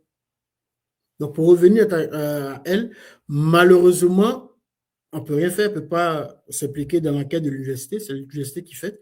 Malheureusement, elle sera stressée jusqu'à ce qu'il donne les résultats, parce que même si je lui dis de se calmer, c'est humain, elle va stresser parce qu'elle ne sait pas, surtout que ce n'est pas elle qui a fait, c'est une agence, donc elle ne sait pas qu'est-ce qui a été donné, de plus ou de moins, qu'est-ce qui a été retiré. Malheureusement, c'est triste, mais c'est une réalité, on ne peut rien faire jusqu'à la décision de l'université. Donc, elle ne peut qu'attendre. Est-ce qu'il y a des choses qu'elle ne doit pas faire? Parce que là, elle doit attendre, mais est-ce qu'il y a des choses comme conseil, quoi? Comme conseil, déjà, elle peut déjà demander à l'agence si l'agence peut lui fournir les documents que l'agence a envoyés à l'immigration, déjà, juste pour s'assurer. L'agence peut accepter ou ne pas accepter. Déjà, il ne faut pas qu'elle appelle l'immigration pour se renseigner, parce que les gens ont tendance à appeler IRCC. Ah, j'ai un cas de tête. Les agences qui répondent au téléphone, ils ne sont pas idiots. Hein. Ce sont les gens qui sont là à l'école. Donc, c'est quand même quand tu appelles pour dire ah, non, j'ai un ami qui a ça, c'est sûr que dans leur tête, c'est toi. Donc, ils vont regarder, ils ne vont pas te revenir. Ils vont regarder, mais plus tu vas leur donner l'information, plus eux pourront retrouver ton dossier. C'est comme moi, j'ai travaillé en banque plusieurs années. Hein. Donc, il y a des comptes des clients, je rentrais, le client n'a jamais su que je serais dans son compte, j'ai regardé qu'est-ce qu'il avait, j'ai fermé.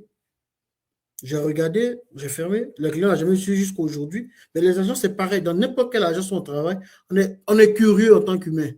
Moi, quand je travaillais à la banque, là, souvent, je savais que j'ai un ami qui a un compte dans ma banque. Je vais regarder par curiosité. Il n'a jamais su, je n'ai jamais dit, c'est resté comme ça. Voilà. Mais où je veux en venir, c'est que quand tu appelles IRCC, voilà telle situation, comment je dois, dans son cas à elle, bien précisément, son cas à elle, là, il ne faut pas appeler l'immigration. Déjà. Deuxièmement, c'est de voir un consultant pour voir quelles sont les alternatives au cas où ça s'avère. Elle peut toujours, parce qu'elle peut toujours faire une lettre, je l'ai déjà fait, pour un client, j'avais une demande qui était refusée et la personne a fait avec quelqu'un qui était au Canada, qui se faisait passer pour un consultant. Donc, elle a donné son nom, on a fait les captures d'écran Facebook, tout, on a tout ajouté. Ils lui ont donné son permis d'études. Ce n'était pas sa faute. Et ils ont continué à faire les recherches sur la personne. Moi, je ne sais pas où ça en est, mais ils ont donné parce qu'elle avait preuve à l'appui qu'elle est passée par cette personne qui s'est fait passer pour un agent. Elle, de bonne foi, elle a cru. Elle est allée, elle a fait. Elle reconnaît la lettre explicative. On a dit qu'elle reconnaît son erreur de ne pas avoir allé vérifier s'il était vraiment consultant. Elle lui a fait confiance parce que c'était le même pays. Et voilà, avec son poste, ses différents postes. Donc, sa page Facebook, on a mis tout. Elle était en confiance. Et elle est partie. Donc, ils ont reconnu sa naïveté, mais ils ont reconnu sa bonne foi, elle a tout démontré et ils nous ont donné permis pour que ça ne se répète plus. Et elle a continué. C'est vraiment du cas par cas à ce moment-là. Donc, c'est là aussi que tu parles de l'humain qui sort dedans. Exactement. Bon, là, on a fini, enfin. Et puis, on va prendre un peu les commentaires. Bonjour, moi, je suis titulaire d'un MBA en services financiers au Québec. Hélas, j'ai vraiment du mal à me trouver un emploi dans mon domaine d'études. C'est pénible à gérer.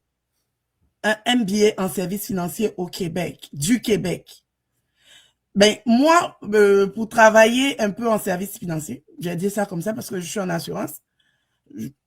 Ma première question, ce sera de te demander, est-ce que tu es sûr que tu as traversé tout le Québec pour chercher un emploi? Il y a une agence qui embauche à tout de bras les conseillers dans ce sens en service financier. Industrielle Alliance? Voilà. Je ne fais pas la publicité, mais voilà. Industrielle Alliance. Je suis consultant et je suis aussi dedans. Donc, la personne qui a fait le commentaire là, MBA service financier, envoie ton CV à info@7migration.com. Tu écris en objet.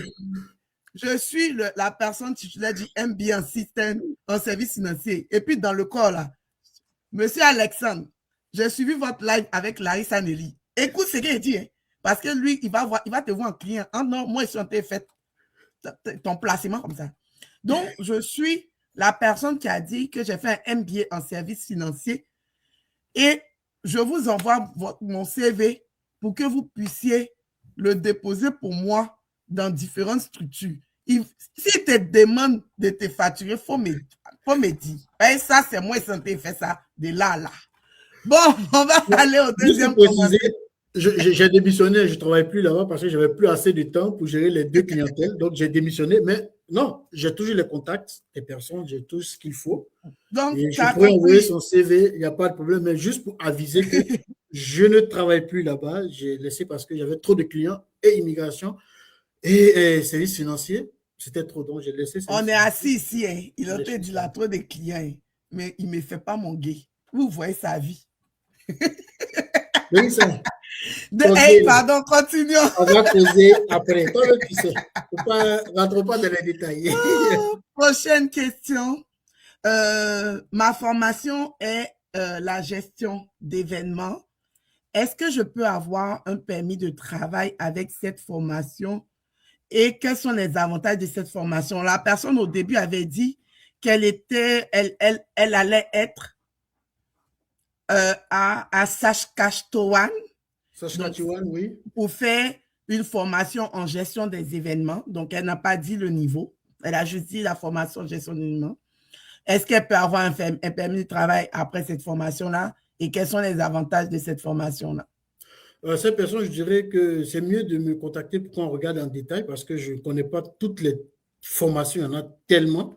C'est juste de vérifier est-ce que déjà l'école EED, est-ce que l'école, enseignement désigné, est-ce que le diplôme que vous faites permet d'avoir un permis de travail post-diplôme par la suite. Donc, il y a trop de critères à vérifier. Et sans Saskatchewan, est-ce qu'en Saskatchewan, après ça, ça vous permet de faire la demande de résidence permanente par la suite? Il faudra vérifier. Est-ce qu'il faut travailler par la suite? Donc, il y a trop de est-ce que. L'idéal, c'est de faire une consultation et puis de voir quelle alternative pour vous. Je ne peux pas vous répondre là directement. Il y a plein d'informations que je n'ai pas, malheureusement. Donc, comme il disait là, au Canada, c'est pas je m'en vais à l'école au Canada. Moi, j'ai déjà 2 cas, des personnes qui sont venues, qui sont dans un collège à Laval, dans la ville de Laval. Et le collège n'est pas EED, un établissement désigné. Et malheureusement, ils l'ont su, mais ils étaient déjà là. Et vous savez, ça va dans tous les sens parce que là, ils sont là, ils ont déjà payé, ils ont commencé et ils se rendent compte que mais ils vont même pas avoir de permis post-diplôme. Donc, souvent, l'option qu'on leur dit, c'est de, si vous avez encore des moyens, faites une nouvelle demande d'admission dans un autre collège, vérifiez que c'est un EED, et puis faites la demande d'admission là-bas. Essayez de vous faire créditer les cours que vous avez déjà fait. Donc, n'arrêtez pas au milieu. Terminez au moins une session pour que vous puissiez, souvent, ça vous permet de sauver quelques piastres. Et puis, moi, je suis pas conseiller en immigration. Mais souvent, quand les gens m'écrivent, je leur dis privilégiez les écoles publiques. Ça, c'est un conseil que j'aime donner aux gens. Parce que c'est l'État qui donne aider aux gens. Et puis, public, là, c'est pour l'État. Donc, il n'y a pas trop à fouiller quand c'est une école publique. Mais quand c'est une école privée, on doit aller vérifier s'il a les agréments. Il y a des écoles qui ont des agréments, mais ils ont des formations en leur sein qui n'ont pas. Donc, tu peux être dans une école qui a l'autorisation, mais qui a en son sein des filières qui n'ont pas d'autorisation. Donc, ça devient complexe. Et un étudiant, il doit pouvoir vraiment fouiller pour voir les options et tout. Beaucoup de courage à ceux qui traversent tout ça. Un autre commentaire. On aime beaucoup dedans, c'est bon, c'est bien. Ce que tu as dit, c'est effectivement ça. Il y a des gens qui sont EED, mais qui, déjà, la formation ne permet pas d'avoir permis de travail post-diplôme, la formation ne permet pas d'avoir la résidence permanente de type. Tu as parfaitement bien résumé. C'est l'une des choses pourquoi je dis souvent on coûte cher, les consultants, mais c'est tout ce travail qu'on fait en arrière que les gens ne voient pas là. C'est tout ça, en fait, pour nous assurer que le futur soit bien fait. Donc, un autre commentaire de la personne qui parlait de volet 3 avec les autres professionnels, il dit, tu peux voir, je pense que tu peux avoir la reconnaissance de l'ordre sans avoir fait 1 an d'activité professionnelle pour une interrogation, car à la fin de leur DEC, l'ordre donne une autorisation d'exercer au préalable avant de débuter leur métier. Moi, je peux dire à cette personne-là que l'ordre n'est pas l'immigration. l'ordre peut monter le truc pour tout le monde. Parce que l'ordre ne fait pas un programme pour dire non, dès que de cet ordre. Par exemple, je vais dire un truc comme ça. L'ordre des enseignants, par exemple. On va dire non, l'ordre va te donner le permis d'enseigner. Mais si l'immigration ne te donne pas le permis de rester, tu vas avoir le permis d'enseigner, puis tu vas partir dans ton pays avec. L'ordre, si dans ces textes a dit qu'ils vont vous donner une autorisation, l'ordre, il te donne une autorisation, comme il donne l'autorisation à un Québécois, comme il donne une autorisation à tout le monde. C'est dans ces textes. Ce que je vais dire pour ajouter, c'est que il faut comprendre que volet 3 des ordres professionnels, ça permet juste d'accélérer votre dossier pour la résidence permanente. Vu que vous êtes par exemple dans le domaine financier ou lors des comptables, des CPA et compagnie, ou lors des sages-femmes, ou l'ordre des enseignants. Mais ce volet 3, c'est juste, ça met votre dossier au-dessus. C'est que ils ont besoin de personnes qui peuvent travailler rapidement. Donc, si l'ordre des sages-femmes reconnaît votre diplôme, reconnaît vos états de service, peu importe, vous donne l'autorisation de pratiquer, mais ça permet d'accélérer votre traitement de votre dossier. Ça ne vous permet pas de faire autre chose. C'est vraiment juste pour accélérer, pour dire, OK, il ne fait pas d'un ordre, l'ordre des infirmiers, l'ordre des sages-femmes, l'ordre des... Il y a certains ordres qui ne sont pas reconnus, hein. Il faut vérifier aussi, mais tous les autres qui sont reconnus, ça permet juste d'accélérer votre dossier dans le volet 3 à ce moment-là, de prioriser. Oui.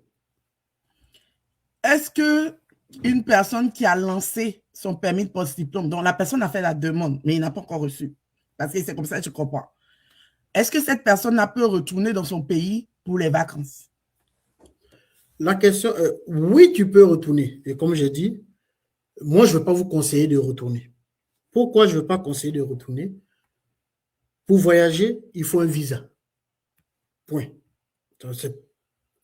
Votre permis de travail post-diplôme, vous avez demandé, c'est pour avoir un statut. Donc, il y a une différence entre le visa et le statut.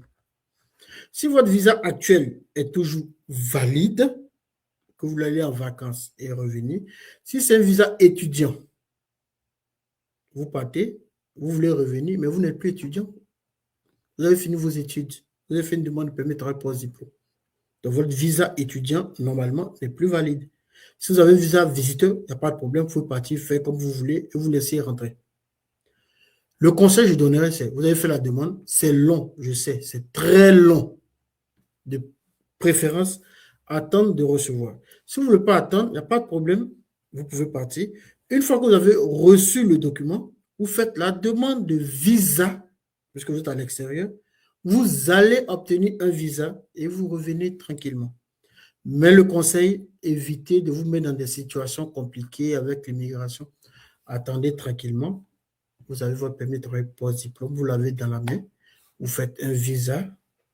En étant sur le territoire canadien, vous faites la demande d'un visa. Vous avez le visa. Allez vous déposer, même si vous voulez reposer vous 1 mois, 2 mois, 3 mois, 4 mois, 6 mois si vous voulez, vous revenez. Le permis de travail post-diplôme, il n'y a pas de délai. Si je ne travaille pas, je perds mon statut. Non. On vous donne un permis de travail post-diplôme. 2 ans, 3 ans. Si vous voulez ne travailler pas pendant 2 ans, 3 ans, ça ne change rien. C'est juste que vous ne pouvez pas renouveler votre permis de travail post-diplôme. C'est tout. Donc, vous pouvez, une fois obtenu, aller vous reposer 1 mois, profiter bien, revenir, repartir. C'est le conseil que je donne. Mais rien n'interdit de partir avant. C'est juste que vous allez vous mettre dans des conditions bizarres avec l'immigration. Surtout, encore une fois, que ces temps-ci, les lois changent. Les lois changent. Les lois changent. Donc, évitez l'évitement. C'est le conseil que je peux donner. La personne de Saskatchewan, excusez-moi ce nom-là, elle a dit dans un commentaire que c'est le Collège Mathieu. Donc, j'ai mis le lien de EED. Au moment où il était en train de parler, je suis allée voir. Le Collège Mathieu, c'est un établissement public. Je parle du Collège Mathieu à Saskatchewan qui est à Gravelbourg. Donc, c'est un établissement public.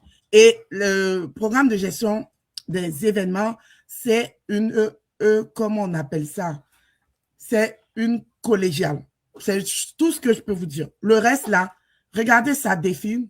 Il y a des informations de Alexandre Daudet. Vous pouvez le contacter et envoyer un courriel à son courriel ou contacter le numéro qui se défile. Et WhatsApp? Il pourra, le numéro qui défile là, est-ce que c'est celui qui est WhatsApp là? Oui, le WhatsApp 819 919 4544, le WhatsApp. Le deuxième, il est WhatsApp aussi, sauf que c'est pour mon responsable de mon bureau à Abidjan, le 07 08 92 71 14. Ça, c'est pour le bureau d'Abidjan. Pour le bureau du Canada, pour me joindre directement, c'est mon numéro directement, tu as mis 819 919 4544 WhatsApp. Souvent, mettez-moi le lien de la conversation pour que je puisse me rappeler parce que souvent, je ne veux pas me tromper de dossier à ce moment-là. Pendant la vérification des antécédents, est-ce que l'ISCC peut vérifier si nous avons beaucoup utilisé les services de santé?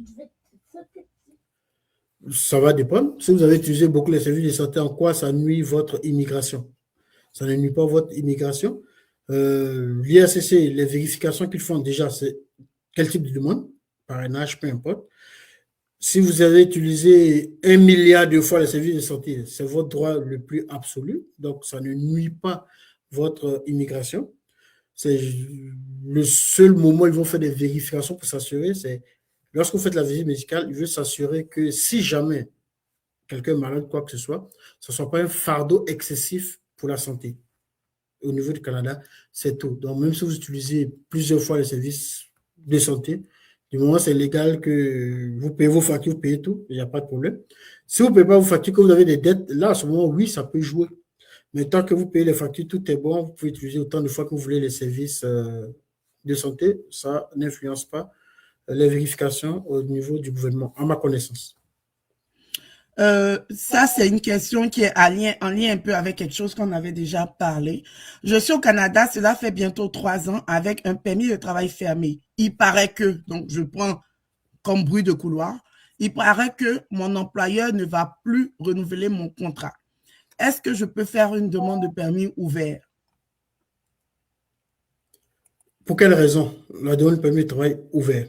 Parce que le permis de travail ouvert, c'est réservé à certains types de personnes. Donc, par exemple, le conjoint d'un étudiant en maîtrise doctorat, conjoint d'une personne qui a un permis de travail fermé en respectant les conditions d'obtention de permis de travail ouvert pour sa conjointe ou conjoint. Pour les demandes de parrainage, un permis de travail ouvert transitoire, permis de travail pour personnes vulnérables. Les personnes vulnérables, le nom le dit. Si l'employeur ne va pas renouveler parce qu'il a respecté tout son contrat à lui, il vous a venu pour 3 ans, il vous avait travaillé 3 ans, et à la fin, il ne veut pas renouveler, c'est son droit le plus absolu. Donc, pourquoi demander un permis de travail ouvert aux personnes vulnérables? Quelles sont les causes?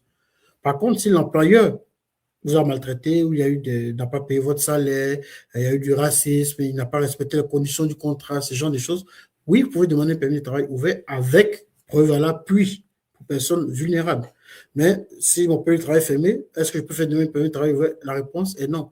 Sinon, ce serait trop facile. Je viens comme visiteur, je fais une demande de permis de travail ouvert, on nous donne. Non, ce n'est pas comme ça que ça fonctionne. Il y a des règles à respecter. Et le permis de travail ouvert, c'est quelques exemples que j'ai donnés là. Et puis, pour les personnes vulnérables aussi, il y a les vérifications à faire, les preuves à l'appui pour pouvoir l'obtenir à ce moment-là. Merci beaucoup. Bon, là, c'est la dernière. Merci à Destin pour ta prière en ma faveur. Merci beaucoup. J'ai mon neveu qui vit ici en tant qu'étudiant, mais pour des problèmes financiers, ça fait 3 sessions qu'il a raté. Que faire? On a contacté un conseiller en immigration, mais nous n'avons pas de suite et n'arrivons pas à rentrer en contact avec lui. Est-ce possible de vous contacter? Donc, la première, que faire? La deuxième, ils ont contacté quelqu'un qui ne fait pas de suite. Est-ce qu'ils peuvent vous contacter? Bon, je reprends la deuxième. Oui, ils peuvent me contacter. On va discuter, on verra. Ça, c'est facile, c'est simple. La première, déjà, comme je disais, légalement, après 180 jours sans aller à l'école, donc 6 mois, on perd son statut. C'est la loi qui le dit. Puisque là, même s'ils veulent le renouveler, on va demander des preuves d'études. 3 sessions n'a pas fait, il n'aura pas. C'est une raison de refus. Donc, qu'est-ce qu'il faut faire dans ce cas-là? C'est ce que j'avais déjà expliqué auparavant. C'est déjà de regarder le profil pour voir pourquoi il n'est pas à l'école. Vous m'avez dit preuve financière. À ce moment-là, c'est de regarder c'est pourquoi manque de preuve financière. Est-ce que le garant est décédé? Est-ce que le garant a perdu son emploi? Est-ce que à vérifier? Ensuite, c'est de regarder, comme je dis, vu que là, même si je ne vais plus à l'école, l'instatut qui est là, même si c'est plus valide légalement. Mais peu de gens le savent.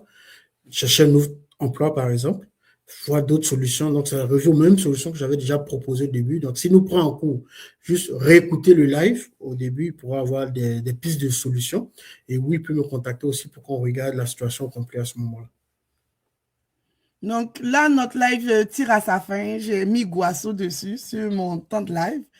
On a un deuxième live en préparation avec Alexandre. Ça sera plus, parce que là, on a parlé des résidents temporaires. Donc, notre deuxième live, ça sera plus pour les candidats à l'immigration. Donc, ceux qui sont encore dans divers pays et qui veulent venir au Canada. Donc, restez à l'écoute. On est en préparation de ce live-là. J'aimerais remercier Alexandre parce que c'est lui-même qui a demandé ce live-là. Et puis, franchement, à chaque fois que j'ai besoin de lui, il répond. Franchement, merci beaucoup, Alexandre. Je ne vais pas terminer mon live sans encore dire Yako à tout le monde pour le décès de Alexandre Koulibaly. On n'a pas voulu reporter ce live-là parce que lui aussi, il était résident temporaire. Et ce live-là était adressé aussi à lui parce qu'il est venu au Canada comme étudiant étranger. Et comment on appelle ça? Il est allé travailler, il n'est plus rentré. Donc, vraiment, il y a quoi à sa famille, il y a quoi à sa maman. J'ai reçu des vidéos qui déchirent le cœur de sa maman. Yako à tous ses proches, à ses colocataires. Et vraiment, prudence, prudence, prudence. Surtout ceux qui vivent seuls, ceux qui vivent en colocation. On veut tous venir au Canada, mais souvent quand on arrive, si on est personne seule, ben, on vit soit seul ou en colocation. Mon conseil, c'est d'essayer d'avoir une routine, soit avec, se créer un réseau ici et aussi au pays. Alexandre a disparu. La dernière nouvelle qu'ils avaient de lui, c'était le 14 janvier. Les recherches ont commencé le 18 janvier. Pour moi, ce n'est pas normal. Et ce n'est pas normal parce que peut-être qu'on n'avait pas de routine claire. Parce que peut-être que si on avait une routine claire, on allait peut-être vite allumer que, mais ça fait comme 2-3 jours, on ne le voit pas, il y a un truc. Et une routine, ça peut être, je m'en vais au travail. Ça peut juste être, je m'en vais au travail, je reviens. Ou bien ça peut juste être sur le réfrigérateur, mettre ses horaires de travail. Ça peut juste aussi être, si vous ne me voyez pas 12 heures, bien 24 heures, que vous n'arrivez pas à me joindre, appeler ma maman, bien appeler mon papa, ou bien appeler. Ça peut être des règles que nous-mêmes on se met. Quand on était petit, on avait nos parents qui disaient, faut pas sortir, faut pas... Ils essayaient de nous mettre dans un cadre, dans un canevas. Mais quand on grandit, surtout quand on vient dans un pays où on n'a pas nos parents pour crier sur nous, on se doit de nous imposer des règles. Et on se doit d'essayer. C'est pas facile pour tout le monde. Il y a beaucoup de gens qui me disent que ils ont été tellement déçus, découragés à cause des relations humaines qu'ils préfèrent rester dans leur coin. Je ne demande pas d'être ami avec tout le monde. Mais au moins, tu ne vas pas nous dire que dans combien de millions, 8 millions, mieux quoi au Québec, si tu es au Québec, combien de millions de personnes au Canada, tu ne peux pas trouver au moins un dedans pour que tu puisses lui dire, je suis ici, je suis ici. On ne veut pas fouiller dans vos vies. Mais franchement, essayons, s'il nous plaît, de prendre soin les uns des autres. Yako à tout le monde. Merci de nous avoir suivis. J'espère que ce direct et cette discussion a répondu à certaines de vos questions. Et puis, on se donne rendez-vous la semaine prochaine. Je serai avec Jean Cyrus pour parler d'un autre sujet. Ça sera un sujet des finances. Sur ce, je dis bonne soirée à tout le monde. Merci beaucoup. Merci, Alexandre. Si tu peux laisser tes contacts avant qu'on ne finisse, comment on fait pour te joindre? Et puis, c'est sur ça qu'on va terminer. D'accord, merci beaucoup pour le mot de fin. Je voulais te remercier aussi de toujours répondre aussi à mes demandes. Tu fais beaucoup pour la communauté, donc merci beaucoup. Tu n'es pas rémunéré, ni par moi, déjà, je ne te paye pas. Tu es ma soeur chérie quand même. Et merci beaucoup. C'est pour ça que à chaque fois que tu essaies de rentrer en contact avec moi, je suis toujours disponible. Même les fins de semaine, je suis disponible pour toi seul. C'est pour aider vraiment la communauté que j'essaie de faire le maximum que je peux pour la communauté. C'est ce que je vis de cela aussi, mais tant qu'on peut aider la communauté, on va faire comme on peut.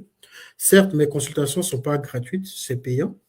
On essaie de donner les prix les plus bas pour vous, membres de la communauté, et pour aider aussi Larissa dans ce travail humanitaire qu'elle fait, parce qu'elle prend du temps, elle prend de l'énergie de vous écouter. Souvent, elle m'envoie des documents, des dossiers, en aparté aussi. Donc, dis merci beaucoup à Larissa pour tout ce que tu fais. Pour me contacter, c'est simple, le message passe, c'est le 819-919-4544 qui est mon numéro personnel. Je ne réponds pas rapidement, vous le savez déjà, beaucoup de personnes me contactent, beaucoup de réponses à donner à du monde qui veut des réponses automatiquement. Je m'excuse si je ne réponds pas automatiquement, j'essaie de répondre quand même dans un délai de 24 à 72 heures. Ça peut paraître long pour certains, pas long pour d'autres, mais j'essaie de faire le maximum. Je n'ai pas d'employé, c'est moi-même qui vous réponds directement. 819-919-4544 pour ceux qui sont à Abidjan, plus 225 07 08 92 71 14. J'ai un bureau à Abidjan, André Djorogobité. J'ai un responsable qui ne parle pas d'immigration, qui répond aux questions standards. Tout ce qui est immigration, c'est avec moi que ça se fait. Profitez aussi pour présenter encore une fois mes condoléances à la famille de notre regretté frère Alexandre Koulibaly. C'est pas facile, c'est difficile, surtout que il est venu pour les études, donc déjà de l'argent gaspillé, du temps gaspillé, l'espoir d'une famille quasiment. Donc, prenons conscience aussi, prenons nos assurances. Souvent, on se dit que les assurances coûtent cher, mais on a l'assurance SICA, on a notre communauté qui aide justement dans ce genre de situation pour ramener le corps, parce que c'est des coûts. Déjà, pour conserver le corps, il faut ramener à sa famille. Donc, ce ne sont pas des choses qu'on a prévues. Donc, encore une fois, toutes mes condoléances à toute la communauté ivoirienne, africaine en général, et à la famille d'Alexandre Koulibaly. Merci beaucoup de nous avoir écoutés et que Dieu nous protège. Restons unis et puis avançons tous ensemble. Bonne soirée à tout le monde. Merci de nous avoir suivis. Merci. Bye bye.